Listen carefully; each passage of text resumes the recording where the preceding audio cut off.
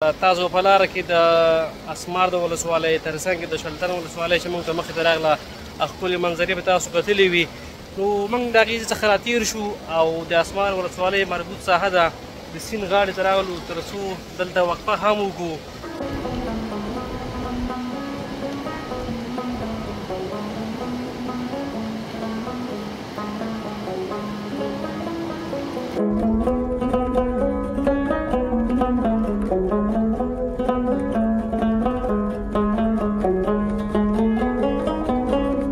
چې مخکې مونږ بار بار یادونه کړې هر ویډیو کې مونږ یادونه کړې ده چې مونږ به انشاءالله هغه سیمو ته هغه ولسوالیو ته ولایتونو ته به سفر کوو.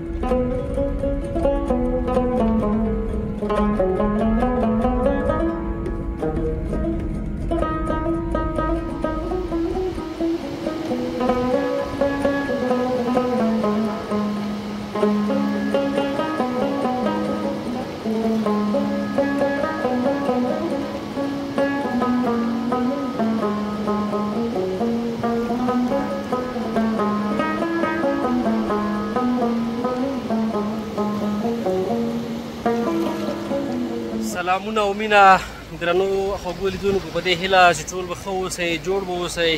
د کونړ د ولایت څخه راتېر شو نو تاسو به په لاره کې ښایسته او ښکلې منظرې لیدلې وي د شلتن د ولسوالۍ تر څنګ اوس چې موږ کوم ځای ته راغلي یو دا نو د فکر کوم چې د اسمار ولسوالۍ مربوط ساحه ده نو تاسو دا خپلې منظرې ته ګورئ دا د اسمار ولسوالۍ ښایسته او ښکلې ساحه ده چې دغه ځای ته یې څو چنده ښکلا ورکړې ده او تاسو غرونه ګورئ چې په ښایسته او ښکلو منظرو باندې پوښل شوي دي موږ د هغې ځای څخه راتېر شو او د اسمار ولسوالۍ مربوط ساحه ده د سیند غاړې ته راغلو تر څو دلته وقفه هم وکړو او دلته لمونځ هم وکړو نو ماشاءالله دا هم ډېره ښایسته ساحه ده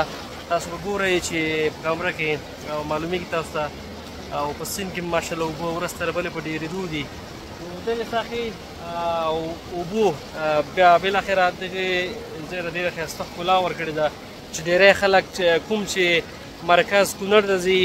یا اسمان ولسوالۍ ته راځي تر څنګ د انګام ته ځي او ناړۍ ولسوالۍ ته ځي دلته د سیند پر غاړه حتمن یو ځل وقفه اخلي او دغلته د سیند پر غاړه دمه کوي تر څنګ دلته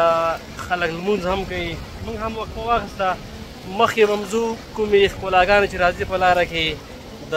ناړۍ د ولسوالۍ تر څنګ د انګام د ولسوالۍ هغه ټولې به تاسو باندې درښایو خو فعلا موږ دلته یو مومن صاحب هم تاسو ګورئ چې د جلال آباد ګرمۍ ځپلی او دلته د یخې اوبو څخه خوند اخلي تر څو د جلال آباد د ګرمۍ هغه کومې خولې چې وي دلته چې دی هېرې کړي نو زه سره هم غږېږم چې دا څومره خوشحاله دی او څومره د خوښۍ اظهار کوي او دا به راته ووایي چې د دې ځای منظرې او ښکلاوې څنګه وي او په لاره کې کوم ځای ډېر خوښ شو مومن صاحب ښه راغلاست ستړی مه شو په خیر راغلی ډېره مننه په لومړي سر کې تاسو ته او ټولو لیدونکو ته سلامونه وړاندې علیکم السلام په خیر راغلی ډېره مننه خوشحاله اوسئ نو د منظرو په باره کې معلومات لیدونکو ته ورکړه نو د یو څه لږ معلومات به زه هم ورکړم چې ماشاءالله کونړ ولایت ډېر یو ښایسته غریزه علاقه ده او ډېرې یخه ساحه ده ښایسته اوبه دومره یخې اوبه دي تاسو یقین وکړئ چې زه اوس دغه اوبو کې مې مخ لاس ومینځله نو داسې ساړه راباندې راغله دومره یخ اوبه دي ماشاءالله ډېر ښایسته اوبه دي باوري صاحب ښایسته منظرې لري غریزه علاقه ده نو هغه هېوادوال چې مثال هغوی مثال ځایونو کې ګرم ځایونو کې مثال ولایتونو کې مصالحې کې ژوند کوي نو هغه کولی شي چې دلته راشي دغه موسم ده او ډېر یخه ساحه ده نو ټولو ته دا درخواست لرو چې د کونړ ولایت ته یو ځلې راشئ او د دې ښایسته منظرو څخه او ښکلي ځایونو څخه خوند واخلئ که څه هم موږ تېر ځل راغلي وو خو فکر کوم هلته ژمی و او ښایسته باران هم ورېدو موږ فقط تللي وو چېرته چې نوم مې ورته ذهن نه وتلو شیګل ته تللي وو په بخښنې سره او اوس دغه دی د کونړ مرکز څخه راغلو د شیګل لاره زموږ نه پاتې شوه لاره کې که نه او تاسو د اسمار ولسوالۍ ولیده او تر څنګ د شلتن ولسوالۍ چې په لاره کې راغلې وه تا لپاره په دې ټوله کې کوم ځای ډېر ځانګړی او کوم ځای ډېر خوښ شو ماشاءالله موږ چې ګورو دغه کونړ لاره ټوله ډېره په زړه پورې ده ځکه دغه لاره د سیند پر غاړه ده او همدغې چې دی دغه لارې ته څو چنده ښکلا ورکړې ده سړی ورسره خسته کون نه کېږي ځکه اوبه ګوري هغه طبیعت ته یو خاص او ځانګړې ښکلا ورکوي تاسو لپاره باور صاحب که دا راته ووایم چې د ما لپاره ټول کونړ ځانګړی دی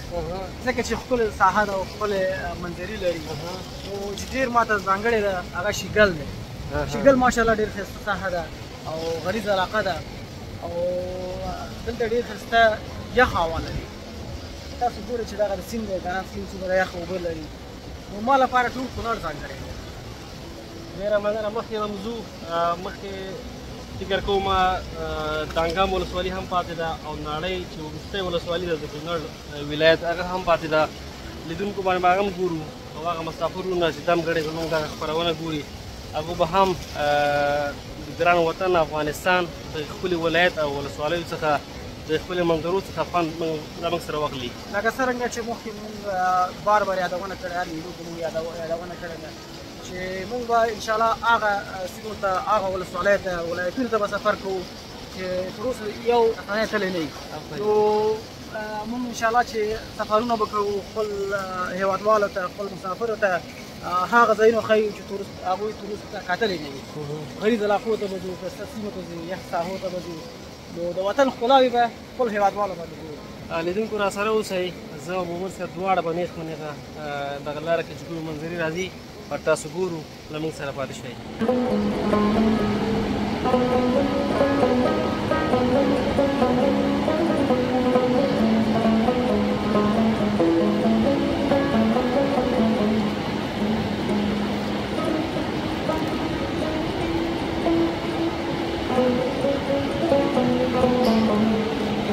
Thank you.